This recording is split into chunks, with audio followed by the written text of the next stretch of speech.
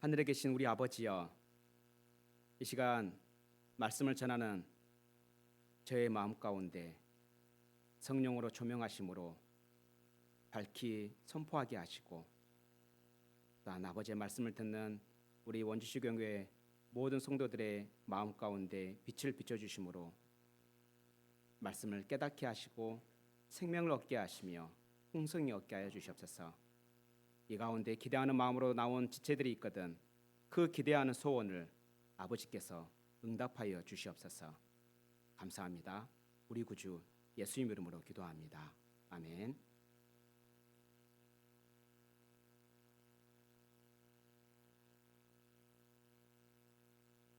네. 우리가 이제 몇 주간 빌립보서 말씀을 함께 살펴보려고 합니다. 빌립보서는 사도 바울과 실라가 2차 전도 여행을 하면서 개척한 교회가 빌립보 교회입니다. 빌립보 교회는요, 유럽에 세워진 교회 중에 제일 처음에 세워진 교회입니다. 그 후로 15년 정도 지나고 나서, 그러니까 교회가 개척되고 15년이 지난 후에 사도 바울이 로마에서 빌립보 교회에 쓴 편지가 바로 빌립보서입니다. 사도 바울이 교회를 개척할 때 그때와 그리고 15년이 지난 후 빌립보서를 기록할 때의 상황이 좀 다릅니다.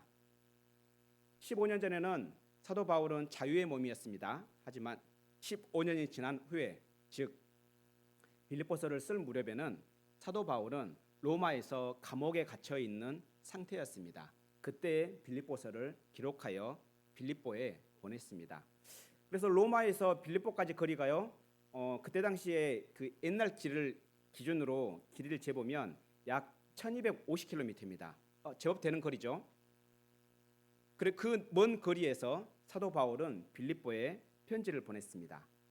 비록 그 거리는 많이 길었지만 사도 바울과 빌립보 성도들 간의 그 관계만큼은 그리 멀지 않았습니다. 아주 가까웠습니다. 빌립보 교회는 사도 바울이 여러 지역에서 전도할 수 있도록, 복음을 잘 전할 수 있도록 기도로 후원하고, 또 여행 중에 필요한 모든 경비들을 물질로 후원했습니다. 그것도 여러 번이나 있는 힘껏 힘이 지나도록 물질과 기도로 후원했습니다. 그래서 빌립보서는 사도 바울과 성도 간의 애틋한 기쁨과 감사의 메시지가 많이 들어 있습니다. 그래서 빌립보서의 별명이 기쁨의 서신입니다. 오늘 봉독한 말씀은 빌립보서의 처음 부분으로서 인사말과 감사의 내용이 있는 부분입니다. 이 말씀을 통해 하나님을 기쁘시게 하는 세 가지 신앙을 우리가 배우고 실천하고자 합니다. 이 세 가지 신앙을 실천함으로 하나님께 상을 받는 우리 원주시 장로교회 모든 성도들이 되기를 축원합니다. 첫 번째로 하나님이 기뻐하시는 신앙은요, 감사 신앙입니다. 사도 바울은 누구에게 어떻게 그리고 어떤 방식으로 감사했는지를 먼저 살펴볼 건데요. 본문 3절과 4절을 함께 읽도록 하겠습니다. 본문 3절과 4절입니다. 시작. 내가 너희를 생각할 때마다 나의 하나님께 감사하며 간구할 때마다 너희 무리를 위하여 기쁨으로 항상 간구함은. 아멘. 본문 1절과 2절은 사도 바울이 빌립보 교회의 성도들에게 평화의 인사를 한 내용입니다. 그리고 나서 감사의 내용이 3절부터 나오기 시작합니다. 사도 바울이 제일 먼저 했던 말이 내가 감사하고 있노라 라는 단어입니다. 사도 바울은 자기가 믿는 여호와 하나님께 계속해서 감사하고 있습니다. 사도 바울이 감사하는 일은 그렇게 감사하는 일이 있을 때만 감사하지 않았습니다. 어떨 때 감사했다고요? 빌립보 성도들을 생각할 때마다 항상 감사했습니다. 사도 바울이 하는 감사는요, 말로만 혹은 마음으로만 하는 감사가 아니었습니다. 감사의 마음을 간구로 이어졌습니다. 빌립보 성도들의 필요를 구하는 간절한 기도로 이어졌습니다. 이렇듯 사도 바울의 신앙은 감사의 신앙이었습니다. 저와 여러분은 어떤 감사를 가지고 있습니까? 누구에게 감사하고 있습니까? 그리고 누구를 생각할 때마다 감사가 나옵니까? 감사가 나온다면 그 감사를 어떻게 표현하고 있습니까? 우리는 모든 일을 섭리하시는 하나님을 믿습니다. 맞습니까? 아멘입니다. 우리가 믿는 하나님은 우리의 아버지 됩니다. 맞습니까? 네, 아멘입니다. 우리가 예수님을 구원자로 믿음으로 하나님은 우리를 입양하여 자녀 삼아 주십니다. 그래서 하나님은 우리의 아버지가 됩니다. 우리 하나님 아버지는 선하신 분입니다. 육신의 아버지는 자기 자녀에게 가장 좋은 것을 주고 싶어도 항상 주지는 못합니다. 맞지요? 예, 하지만 모든 영의 아버지, 하늘의 아버지는 자기 자녀에게 가장 좋은 것으로 주십니다. 항상 주십니다. 왜냐하면 하늘에 계신 우리 아버지는 전능하신 분이기 때문입니다. 그리고 선한 분이시기 때문입니다. 선한 하나님 아버지는 우리를 보호하시고 다스리십니다. 때를 따라 돕는 은혜로 우리의 필요를 채워주십니다. 이 사실을 진심으로 믿는다면 우리는 어떤 상황에서도 감사할 수 있을 것입니다. 저는 지난 사흘 동안 몸이 굉장히 안 좋았습니다. 토요일 오후 되기까지, 그러니까 어제 오전까지죠. 어제 오전까지 설교 준비를 전혀 하지 못했습니다. 아니, 시작조차 하지 못했습니다. 그 정도로 몸이 안 좋았습니다. 그때 저는 이상한 저를 발견했습니다. 하나님께 감사하지 못하는 저의 모습을 발견했습니다. 한편으로는 부끄럽고 한편으로는 답답했습니다. 물론 저만 그런 건 아니겠죠. 정말 어떻게 할지 몰라서 침대에서 거의 붙어서 침대에서 나오지 못하는 상황, 심지어는 밥 한 숟가락도 먹을 수 없는 그런 상황. 그때 저는 하나님께 감사하지 못하는 모습을 발견했습니다. 그때 성령님은 저에게 성경 말씀 한 구절을 기억나게 하셨습니다. 시편 말씀입니다. 내 영혼아, 내가 어찌하여 낙심하여 어찌하여 내 속에 불안해하는가? 너는 하나님께 소망을 두라. 그가 나타나 도우심으로 말미암아 내가 여전히 찬송하리로다. 성령님은 제 영혼을 향해 명령하기를 원하셨습니다. 하나님을 찬양하도록 명령하기를 원하셨습니다. 하나님께 감사하도록 명령하기를 원하셨습니다. 하지만요, 제 영혼은, 제 자아는 저에게 계속해서 낙심하고 불안함으로 말을 걸어왔습니다. 하지만 저의 몸은 아프고 힘들었기 때문에 또 해야 할 일을 못했기 때문에 여전히 불안한데 어떻게 이 명령을 내 영혼에게, 내 자아에게 할 수 있을까 싶었습니다. 이해가 안 되었습니다. 당장 금요 기도회를 해야 하는데 그래서 너무 힘들어서 제 아내에게 이번 주 금요 기도회는 좀 쉬자고 말했습니다. 하지만 아내는 제 말을 듣지 않았습니다. 다른 성도들이 올지 모른다고, 그래서 기도회를 해야 한다고 결국 강행했습니다. 아픈 몸을 이끌고 결국 교회로 말 그대로 실려왔습니다. 하지만 다른 성도들은 오지 않았습니다. 그래도 괜찮았습니다. 몸이 괜찮아서 괜찮은 게 아니고요. 성도들을 위해서 감사함으로 기도할 수 있는 몇 명의 성도들이 있어서 괜찮았습니다. 함께 기도하는 그 몇 명이 저에게 얼마나 큰 힘이 되었는지 모릅니다. 기도회가 끝나고 제 영혼은 자꾸 짜증을 내라고 저에게 말을 걸어왔습니다. 화를 내라고 저에게 말을 걸어왔습니다. 여느 때 같았으면 저는 집에 돌아가자마자 아내에게 짜증을 내고 화를 냈을지도 모릅니다. 하지만 저는 반대로 제 영혼을 향해 명령했습니다. 내 영혼아, 어찌하여 불안해하느냐? 여호와를 찬양하라. 여호와를 감사하라. 이렇게 명령했습니다. 그렇게 금요기도회를 거치고 몸은 회복되어 이 자리에 지금 서 있게 되었습니다.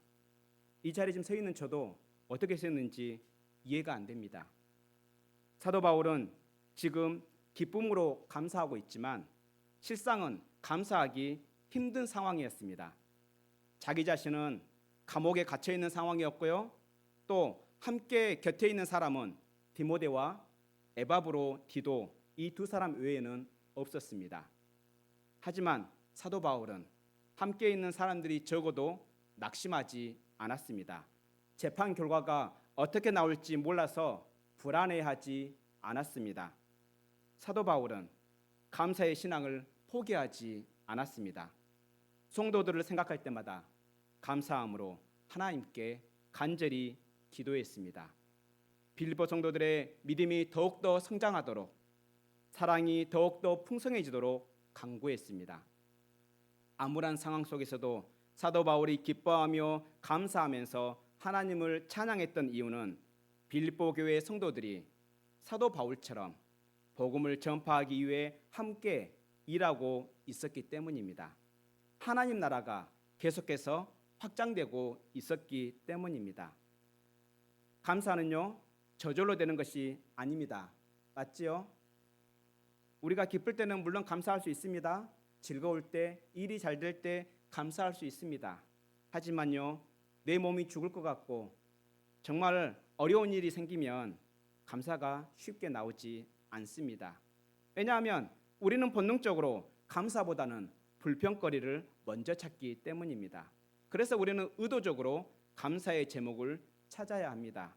감사의 제목을 찾아서 하나님께 감사의 기도를 드려야만 우리는 하나님께서 우리를 위해 일하시는 것을 발견할 수 있습니다.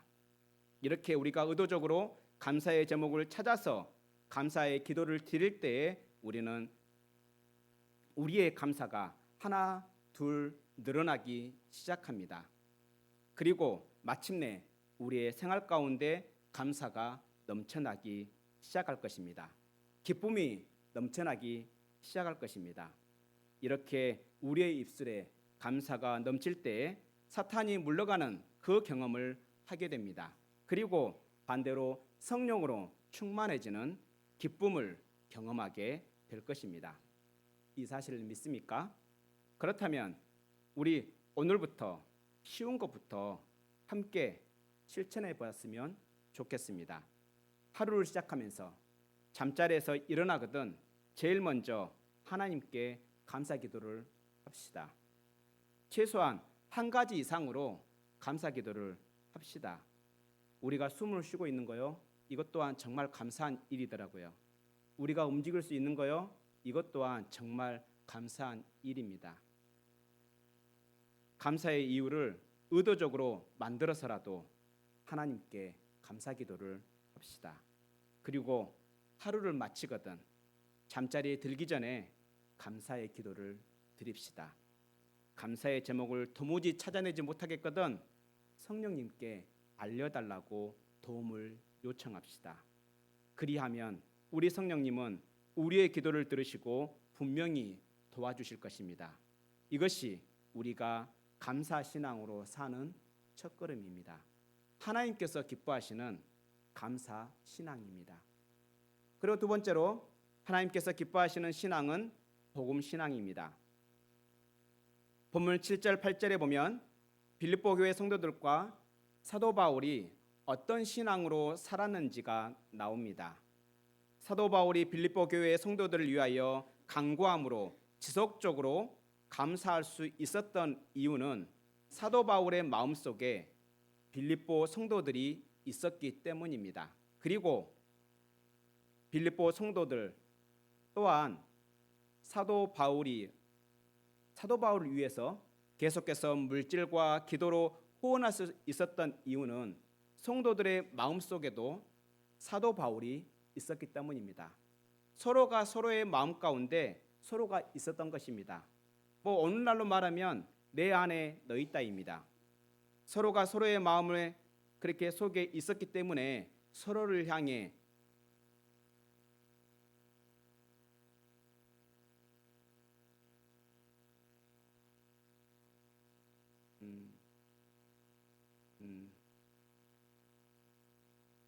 저거 잘 좀 간수해 주세요. 예배 드리는 도구들은 따로 좀 간수해 주세요. 좀 당황스러워서 이야기한 겁니다. 오늘 헌금 위원이 바뀐 줄 알았습니다. 헌금 시간이 아닌데 헌금 듣고 와서 네. 서로가 서로의 마음에 있기 때문에 그렇게 빌립보 교회 성도들과 사도 바울은 서로를 향한 뜨거운 사랑을 나눌 수가 있었습니다. 그런데요, 서로가 서로를 향해서 그렇게 뜨거운 사랑을 나눌 수 있었던 이유가 또 있습니다. 그 이유는요, 복음을 전파하고 경고하게 하는 일에 동역하고 있었기 때문입니다. 이렇듯 복음 신앙은 서로를 뜨겁게 사랑하게 만듭니다. 사도 바울은 복음 신앙 때문에 빌립보 교회 성도들을 얼마나 사랑했는지를 8절에 고백하고 있습니다. 우리 8절 같이 한번 읽겠습니다. 본문 8절입니다. 시작. 내가 예수 그리스도의 심장으로 너희 무리를 얼마나 사모하는지 하나님이 내 증인이시니라. 아멘. 여기서 심장으로 번역한 헬라어 단어는요, 내장, 창자를 의미합니다. 직역하면 말 그대로 내장 창자입니다. 이 단어를 쓸 때는요, 주로 이런 의미입니다. 엄마가 젖된 자녀에게 품는 애틋한 마음, 그리고 창자가 끊어질 정도로 간절한 마음을 나타낼 때 쓰는 단어입니다. 이렇듯 사도 바울은요, 복음 신앙을 가진 빌립보 교회 성도들을 향해서 애끓는 마음, 창자가 끊어지는 마음으로 간절히 그들을 원했다라고 고백합니다. 그리고 사도 바울이 가진 그 애끓는 마음, 애타는 그 마음은 바로 예수 그리스도께서 가진 마음이라고 고백합니다. 그것이 사실이란 것을 확실히 더 말하기 위해서 누가 증인이라 말합니까? 예, 하나님이 증인이라 말합니다. 예수님이 가진 애끓는 마음, 어떤 마음인지 좀 이해가 되십니까? 여러분, 혹시 여러분이 사랑하는 사람을 위해서 어떤 일을 했을 때 상대방이 여러분의 마음을 몰라준다면, 아니 몰라주기는커녕 오해한다면 여러분의 마음은 어떨 것 같습니까? 그래도 괜찮습니까? 아마 속이 뒤집어지지 않을까요? 만약에 여러분이 자신의 모든 것을 걸고 어떤 일을 했는데 상대방이 그 진심을 몰라준다면 여러분의 마음은 어떨 것 같습니까? 애가 타지 않을까요? 모든 걸 다 걸었는데 창자가 끊어지는 아픔을 느끼지 않을까요? 우리 예수님이 우리를 향해 가진 마음이 바로 이 마음입니다. 우리 예수님은요, 우리를 죄와 사망에서 구원하시려고 십자가에서 자기 목숨을 내려놓았습니다. 우리를 위해서 자기 목숨을 내려놓았습니다. 우리 예수님은요, 우리가 부끄러움을 당하지 않도록 하기 위해서 십자가에서 그 부끄러움을 당하셨습니다. 우리 예수님은요, 우리가 심판을 받지 않게 하기 위해서 십자가에서 하나님께 심판을 받았습니다. 우리 예수님은요, 우리가 죽음을 맛보지 않게 하려고 십자가에서 죽음을 맛보았습니다. 우리는 생명 얻는 복음을 거저받았습니다. 하지만요, 그 복음은 거저가 아닙니다. 우리 예수님께서 우리에게 생명의 복음을 주시려고 자기의 모든 것을 내려놓았습니다. 우리 예수님은 자기 백성을 구원하는 그 기쁨을 위해서 십자가를 견디시고 부끄러움을 개의치 않으셨습니다. 그런데도 우리가 예수님의 이 복음을 부끄러워한다면 예수님께서 다시 오실 때 예수님도 우리를 부끄러워할 것입니다. 그 사실을 우리는 마가복음 8장 38절에서 알 수 있습니다. 누구든지 이 음란하고 죄 많은 세대에서 나와 내 말을 부끄러워하면 인자도 아버지의 영광으로 거룩한 천사들과 함께 올 때에 그 사람을 부끄러워하리라. 그래서 사도 바울은 이렇게 담대하게 선포합니다. 내가 복음을 부끄러워하지 아니하노니 이 복음은 모든 믿는 자에게 구원을 주시는 하나님의 능력이 됨이라. 먼저는 유대인에게요, 다음은 헬라인에게로다. 이 말씀을 믿습니까? 그렇다면 여러분이 믿는 그 복음을 부끄러워하지 말기 바랍니다. 여러분이 부끄러워하면요, 마지막 날에 심판의 때에서 예수님께서 여러분을 부끄러워할 것입니다. 제가 하는 말이 아니고요, 예수님께서 그렇게 말씀하셨습니다. 복음을 전하는데 어떻습니까? 부끄럽습니까? 다시 한번 자신을 돌아보기 바랍니다.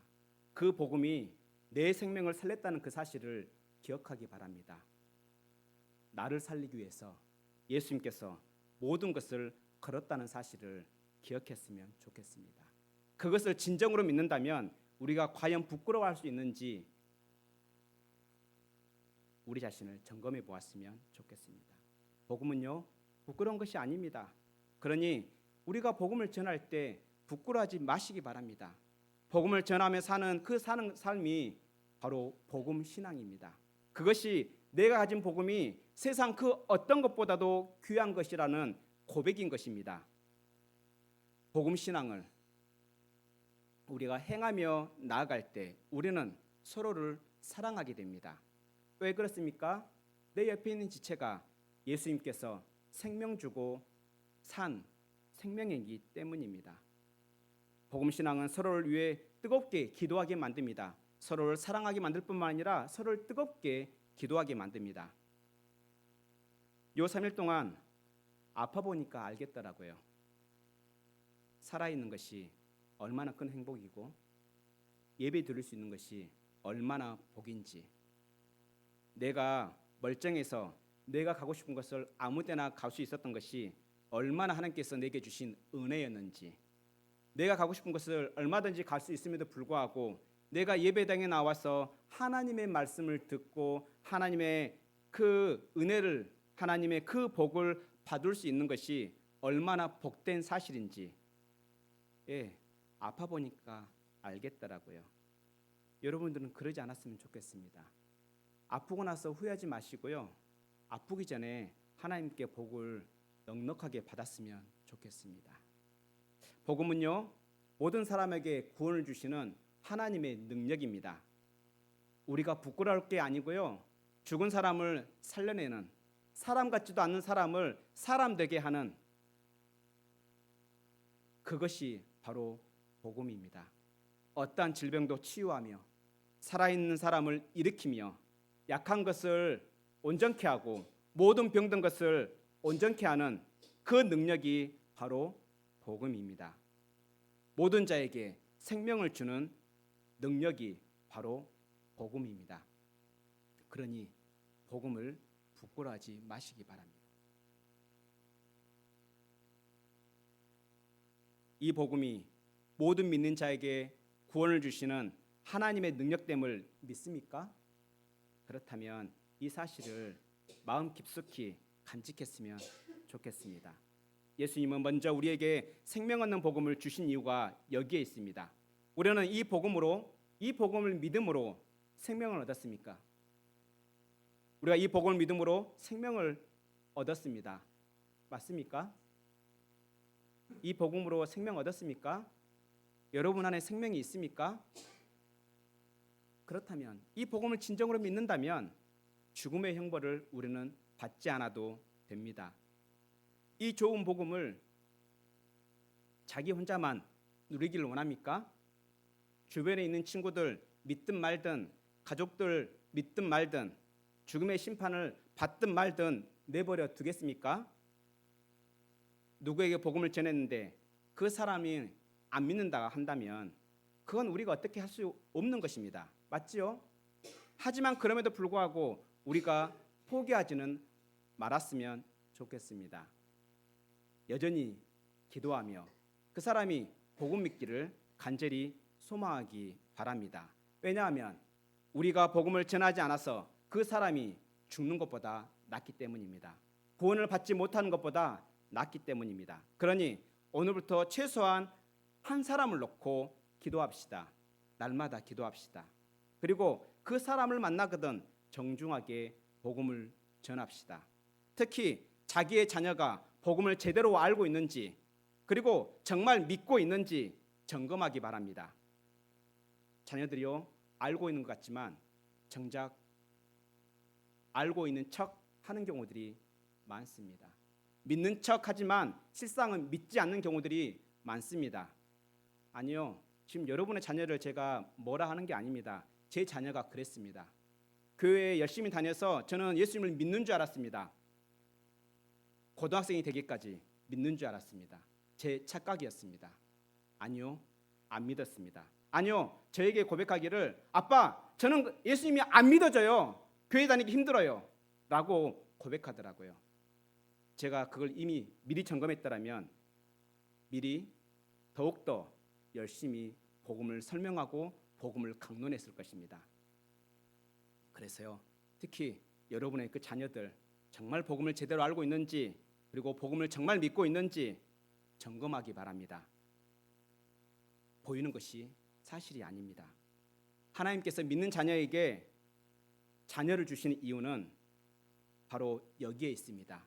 그 자녀를 책임지라고, 그 자녀가 구원받도록 너가 복음을 전하라고 자녀를 맡겨주신 것입니다. 그럼에도 불구하고 그 자녀가 복음을 믿는데 신경 쓰지 않는다면 그 심판은 부모가 감당해야 할 것입니다. 그 자녀가 믿고 믿지 않고는 우리의 소관이 아닙니다. 우리는 단지 전할 뿐입니다. 역사는 하나님께서 하십니다. 그리고 복음 신앙으로 우리가 그렇게 살아낼 때 이 말씀을 기억하기 바랍니다. 하나님은 복음 신앙으로 사는 우리를 그리스도의 심장으로 간절히 사모한다는 사실, 우리가 비록 전하더라도, 심지어 자녀들에게 전한다 할지라도, 그 자녀가 믿지 않는다 할지라도 그 복음을 전하는 우리를 하나님께서 그리스도의 심장으로 간절하게 사모한다는 사실을 기억하시기 바랍니다. 그래서 기회가 있을 때, 때가 있을 때 자녀의 그 신앙을 점검하기 바랍니다. 그러면 신앙을 점검하려면 어떻게 해야 되겠습니까? 부모가 먼저 신앙을 알아야겠죠. 부모가 신앙을 모르는데 어떻게 자녀에게 신앙이 있는지 없는지 점검할 수 있겠습니까? 그건 불가능합니다. 내가 모르는데 어떻게 자녀가 신앙이 제대로 됐는지 안 됐는지 확인할 수 있습니까? 교회만 맡기지 마시기 바랍니다. 교회가 전부가 아닙니다. 교회 학교는요, 그냥 그 신앙을 도와줄 뿐입니다. 그 신앙의 책임은 누가 지는 거라고요? 부모가 지는 것입니다. 그렇기 때문에 부모를 통해서 자녀를 태어나게 하신 것입니다. 연준아, 성경 보니? 본문 9절의 11절을 보면요, 이제 우리가 알아야 될, 우리가 실행해야 될 세 번째 신앙이 나옵니다. 하나님께서 기뻐하시는 신앙은요, 중보신앙입니다. 본문 9절의 11절에 보면요, 사도 바울이 빌보 교회 성도들을 위해서 중보기도한 내용이 나옵니다. 우리 9절에서 11절, 연준아 이제 성경 보는 거야. 9절에 11절 같이 있습니다. 시작. 내가 기도하노라. 내가 너희 사랑을 지식과 모든 총명으로 점점 더 풍성하게 하사 너희로 지극히 선한 것을 분별하며 또 진실하여 허물 없이 그리스도의 날까지 이르고 예수 그리스도로 말미암아 의의 열매가 가득하여 하나님의 영광과 찬송이 되기를 원하노라. 아멘. 사도 바울은 먼저 빌립보 교회 성도들의 사랑이 더욱더 풍성해지기를 중보하고 있습니다. 성도가 가져야 할 사랑은요, 감정에 치우친 사랑이 아닙니다. 감정에 치우친 사랑은요, 오래가지 못합니다. 결혼해 보신 분들은 아시잖아요, 그죠? 한순간에 그 사랑 오래 갑니까? 연애해 보신 분들은 알 거예요. 감정에 치우친 사랑이요, 그리 오래 못 갑니다. 감정에 치우친 사랑, 올바른 사랑을 할 수가 없습니다. 기쁜 사랑요, 절대 못합니다.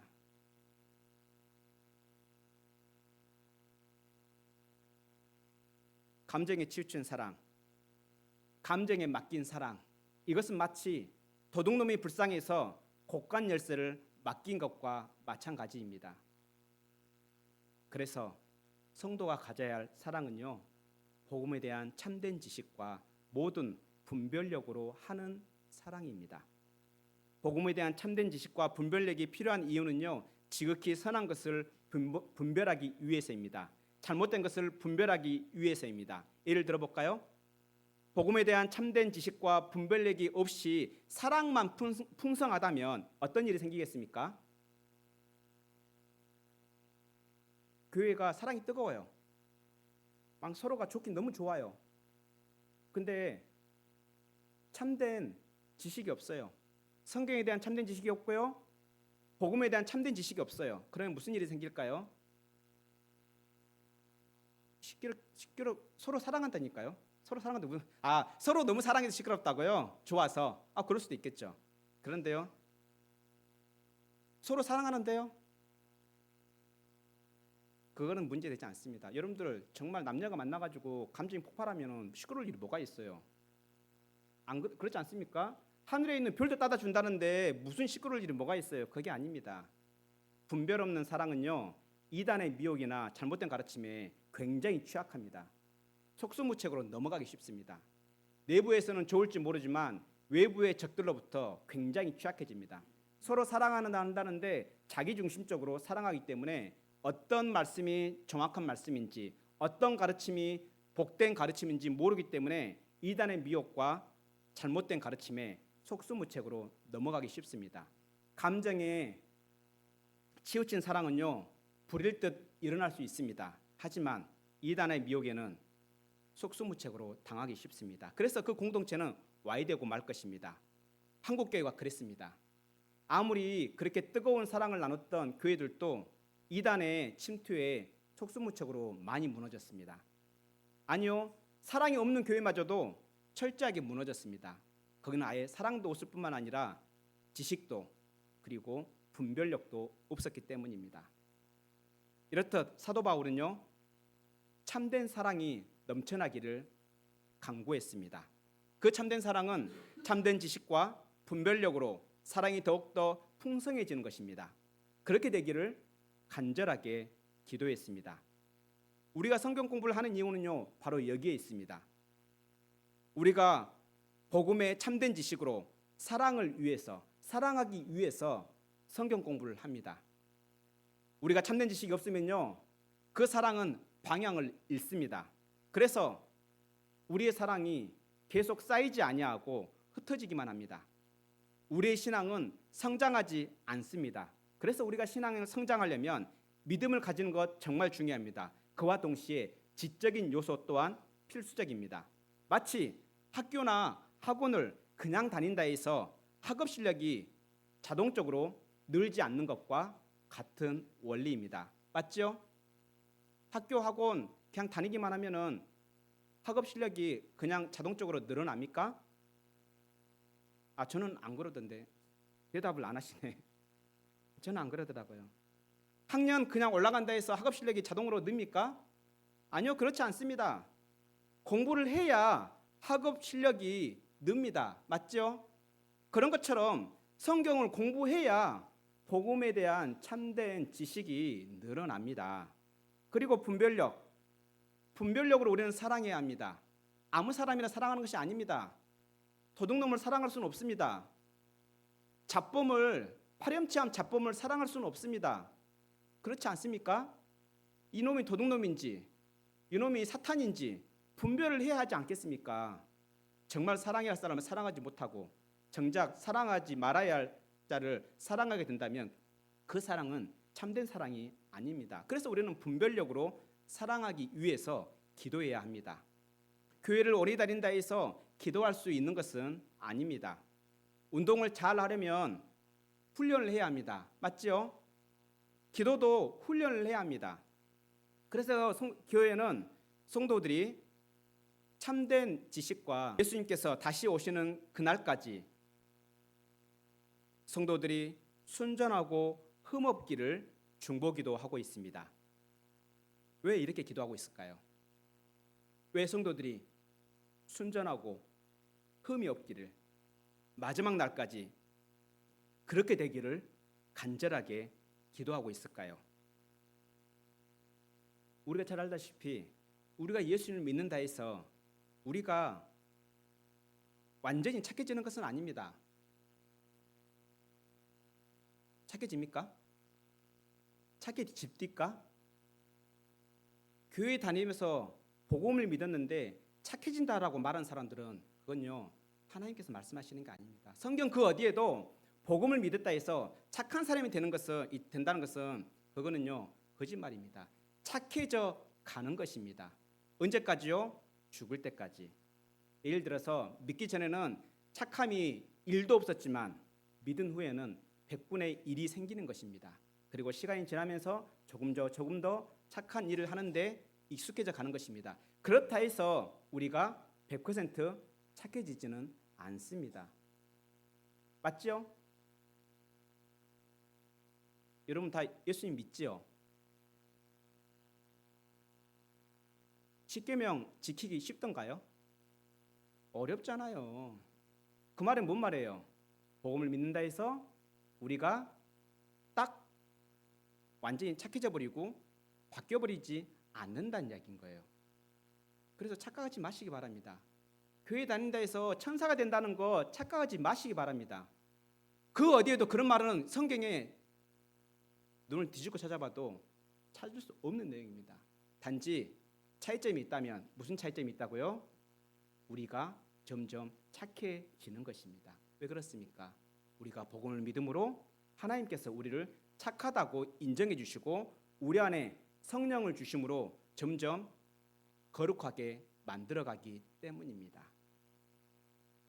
그래서 여러분들 예수님을 믿더라도 내 자신이 내 마음 안에 여전히 참 말이 좀 그렇지만 사탄 같은 마음이 있더라도 낙심하지 말기 바랍니다. 그것이 우리의 모습입니다. 이토록 우리는 연약합니다. 우리는 이렇게 연약해서 넘어지기 쉽습니다. 그래서 사도 바울은 이렇게 기도하는 것입니다. 마지막 날까지 순전하고 흠이 없기를 원하노라라고. 우리가 이 땅에 사는 동안 우리는 육신의 정욕과 안목의 정욕과 이생의 자랑에 쉽게 넘어집니다. 우리가 이 땅에 사는 동안에는요, 도저히 이겨낼 수가 없습니다. 그래서 우리는 기도해야 합니다. 하나님을 더욱더 의지해야 합니다. 근데 우리 힘만으로 그게 가능하던가요? 안 됩니다. 절대 안 됩니다. 그래서 우리는 서로를 위해서 중보해야 합니다. 서로가 넘어지지 않도록 서로를 위해서 기도해야 합니다. 군대 갔다 오신 분들은 알 거예요. 혼자 싸우는 게 이길 확률이 큽니까? 서로가 서로를 보호하면서 싸우는 게 이길 확률이 큽니까? 저는 군대 안 갔다 와서 몰라요. 그래서 군대 갔다 오신 분들에게 묻는 겁니다. 어떻습니까? 전자입니까? 후자입니까? 예, 군대 안 갔다 온 여러분들이 전자라면 제가 이해할게요. 그런데 군대 갔다 오신 분들이 뭐라 해요? 예, 후자랍니다. 맞습니다. 신앙도 똑같습니다. 그래서 우리는 서로를 위해 중보해야 합니다. 기도로 서로를 보호해야 합니다. 하나님께서 부르시는 그날까지 혹은 예수님께서 다시 오시는 그날까지 내 옆에 있는 지체가 순전하고 흠없게 보존되기를 위해서 중보해야 합니다. 왜 우리는 이렇게 중보신앙을 가져야 합니까? 먼저는 우리 예수님께서 우리에게 본을 보이셨기 때문입니다. 예수님은 십자가를 지시기 전에 자기의 제자들과 그리고 또 제자들로 인해서 예수님을 믿게 될 바로 우리들을 위해서 중보하셨습니다. 그리고 예수님은요, 십자가 고난과 부활 승천 후에도 계속해서 우리를 위해 중보하고 계십니다. 하나님 아버지 우편에서 우리를 위해 중보하고 계십니다. 이렇듯 우리 구주 예수님께서 우리에게 중보의 본을 보여주셨기 때문에 우리도 서로를 위해서 중보신앙을 가져야 합니다. 그리고 이유가 또 있습니다. 이거는 좀 여러분들이 구미가 당길 거예요. 바로 우리가 서로를 위해서 중보신앙을 갖는 이유는 더 좋은 상을 받기 위해서입니다. 이건 좀 구미가 당기지 않습니까? 예, 그 상 받는 거 싫어하는 사람이 있습니까? 그것도 더 좋은 상. 우리가 중보신앙을 가져야 되는 이유가 뭐라고요?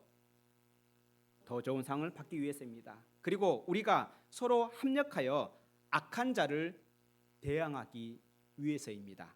그 말씀이 바로 전도서 4장 9절에서부터 12절에 나옵니다. 우리 전도서 4장 9절에 12절을 같이 찾아서 읽도록 하겠습니다. 구약성경 951페이지입니다. 구약성경 951페이지 전도서 4장 9절에서 12절 말씀입니다. 한 절씩 읽으면서 살펴보겠습니다. 전도서 4장 9절에 12절 말씀입니다. 구약성경 951페이지, 950페이지입니다. 예, 9절 한번 같이 읽겠습니다. 시작. 두 사람이 한 사람보다 나음은 그들이 수고함으로 두 사람이 한 사람보다 나은 이유가 뭐라고요? 좋은 상을 얻기 때문입니다. 또 10절 같이 읽겠습니다. 시작. 혹시 그들이 넘어지면 하나가 그 동물을 붙들어 일으키거니와 홀로 있어 넘어지고 붙들어 일으킬 사람이 없는 자에게는 뭐가 있다? 같이 신앙생활을 하지 않고 혼자 신앙생활하면 뭐가 있다? 화가 있다. 화가 있단 말이 부드럽게 말해서 화가 있다지 지옥 간단 말입니다. 지금. 그 다음에 11절, 12절 읽겠습니다. 시작. 또 두 사람이 함께 누우면 따뜻하려니와 한 사람이면 어찌 따뜻하랴. 한 사람이면 패하겠거니와 두 사람이면 맞설 수 있나니 세 겹줄은 쉽게 끊어지지 않으니라. 한 사람이면 패하거니와 두 사람이면 맞설 수 있습니다. 하지만 세 겹줄은 쉽게 끊어지지 않습니다. 이것이 우리가 유의해야 할 중보 신앙입니다. 그래서 우리는 신앙생활을 함께하는 것입니다. 혼자서 하는 신앙은요 절대 바른 신앙이 될 수 없습니다. 그래서 가나안 성도는요 말이 가나안 성도지 성도가 아닙니다. 성도는 그리스도에게 붙어있는 자가 성도입니다. 교회 안에 소속되어 있는 자가 성도입니다. 가나안 성도는 그냥 가나안 형제, 자매 이렇게 말할 수 있을지 몰라도 가나안 성도는 될 수가 없습니다. 이렇듯 혼자 하는 신앙은 바른 신앙이 될 수가 없습니다. 하나님은 그 어디에서도 성경 그 어디에서도 혼자서 신앙생활을 할 수 있다라고 말씀하지 않으십니다. 우리 예수님은 이 땅에 교회를 세우기 위해서 십자가 고난과 부활로 사역하셨습니다.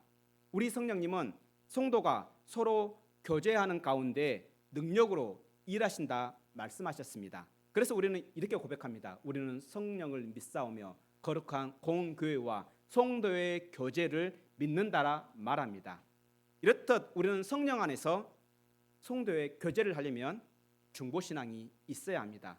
이와 같이 바르고 참된 신앙을 가지기 위해서는 중보신앙이 필요합니다. 우리 구주 예수님의 본을 따라 중보신앙을 시작하기 바랍니다.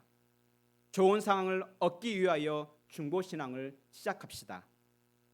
악한 자들을 맞서기 위해서 중보신앙을 시작합시다.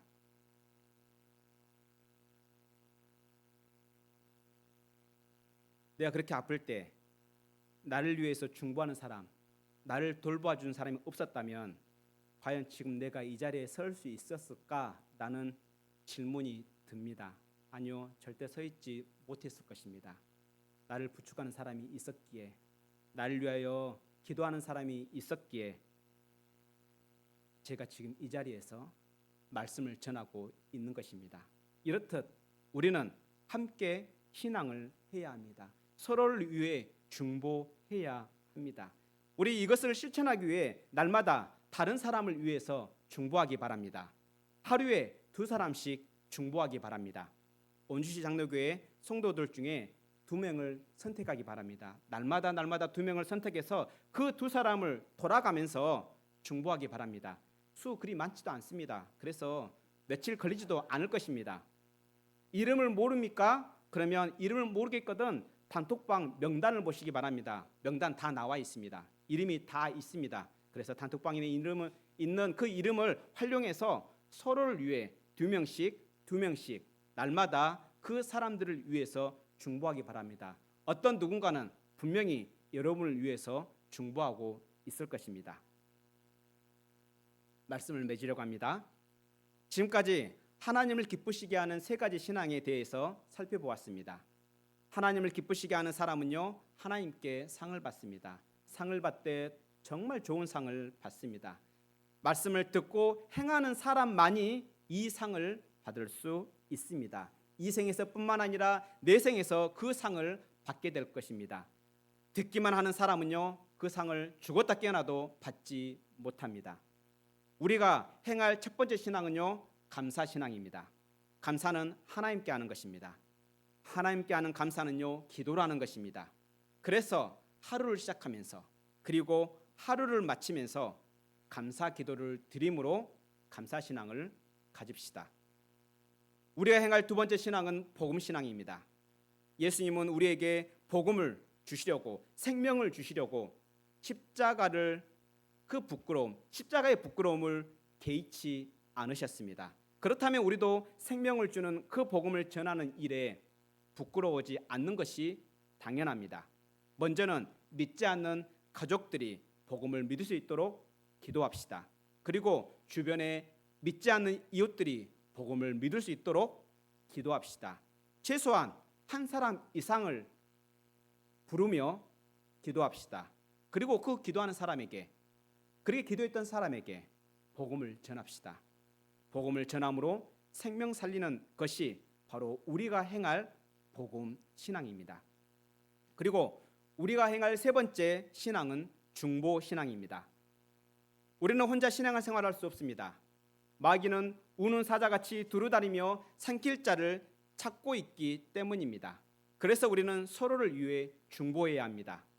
매일 교회 공동체 성도들 가운데 2명씩 돌아가며 기도합시다.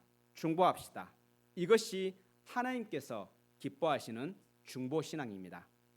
이와 같이 우리가 감사신앙과 복음신앙과 중보신앙을 가져야 하는 이유는 이 세 가지 신앙이 예수 그리스도를 통해서 맺어지는 의의 열매이기 때문입니다. 예수님을 진정으로 믿는 사람만이 맺을 수 있는 의의 열매이기 때문입니다. 이렇듯 우리에게 의의 열매가 가득해짐으로 하나님께 영광을 돌리고 하나님을 찬양하는 우리 원주시 장로교회 모든 성도들이 되기를 축원합니다. 기도하겠습니다. 하늘에 계신 우리 아버지여, 아버지께서 기뻐하시는 신앙 세 가지를 가르쳐 주셔서 감사합니다. 예수님을 믿는 우리로 의의 열매를 맺게 하실 예수님 감사합니다. 연약한 우리로 하나님께 영광과 찬양을 올려드릴 수 있도록 하실 성령 하나님 감사합니다. 하나님 아버지, 우리가 거저받은 복음을 전함으로써 생명을 살리고 하나님을 기쁘시게 하는 자녀들이 될 수 있도록 우리의 마음을 주장하옵소서. 생명을 살리기 위해 십자가의 부끄러움을 개의치 않으신 우리 예수님처럼 우리도 복음을 전하는 일에 부끄러워하지 않게 하옵소서. 우리 원주시 장로교회 모든 성도들이 날마다 감사하며 서로를 위해 중보하는 영적인 가족이 되게 하옵소서. 주 안에서 참된 영적 교통, 교제가 있게 하옵소서. 우리에게 생명을 주시려고 십자가 지시고 부활하신 우리 구주 예수님 이름으로 기도합니다. 아멘.